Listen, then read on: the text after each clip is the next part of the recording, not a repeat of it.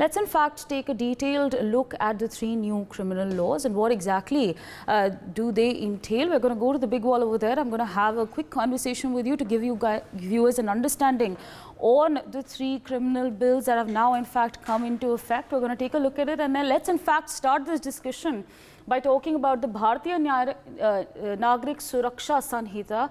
It's of course a new provision that we're talking about over here, and it's a streamlined magisterial system. Criminal courts divide in courts of session, judicial magistrate first class, judicial magistrate second class, and executive magistrate. So of course giving you viewers and starting this conversation by talking about Bharatiya Nagrik Suraksha Sanhita. We're going to give you a better understanding on this front as well, but for now of course giving you a better understanding. Now what is interesting and important in this particular law is the importance that it has given to digital documentation. So of course digitization of processes, digitization of complete process, starting from the registration of the FIR to maintenance of case diary to lining of charge sheet and delivery of judgment. This is all going to be digitized, which means that of course there is of course a lesser chance of anything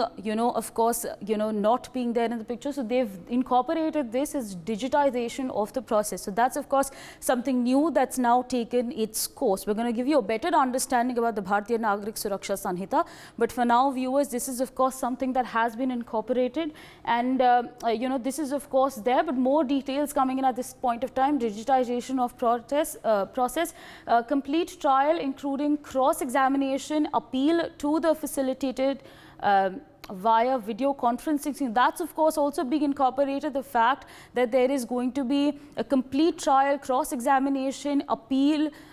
This is all going to be done via video conferencing as well, which makes of course things much easier, which makes it much more streamlined and a faster process. We're going to give you a better understanding on this front, and in fact zero FIRs, formal provision for zero FIRs to enable citizens to lodge an FIR with any police station, no matter their jurisdiction. So of course that also plays a critical role because now you don't have to go to a specific police station to put your complaint in. You are free to go to any and every police station to file your complaint. So that's of course also been incorporated in this specific law. So of course that's the latest that we are tracking for you. This is of course now taken effect, and more details in fact coming in. Zero FIR must be sent to the police station having jurisdiction within the next 15 days after registration. So of course once you made a complaint, this complaint must go to your jurisdiction. Now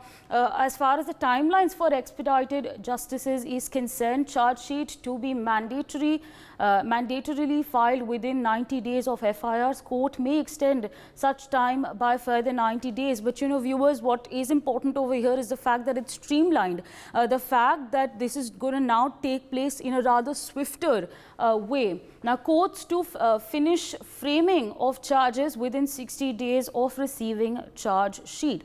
More and more, in fact, again as I was talking, more streamlined, the charge sheet to be received in a span of 60 days. Now as far as more in fact details coming in, judgment to be mandatorily delivered within 30 days after conclusion of the hearing. Judgment to be mandatorily made available online within 7 days of the pronouncement. So of course more on digitization, and of course the fact that a conclusion, in fact a judgment will be mandatorily delivered in 30 days of the conclusion. So that's of course again, as we were saying, it's a rather swifter plan of action, a rather swifter law that has been incorporated is what we can see.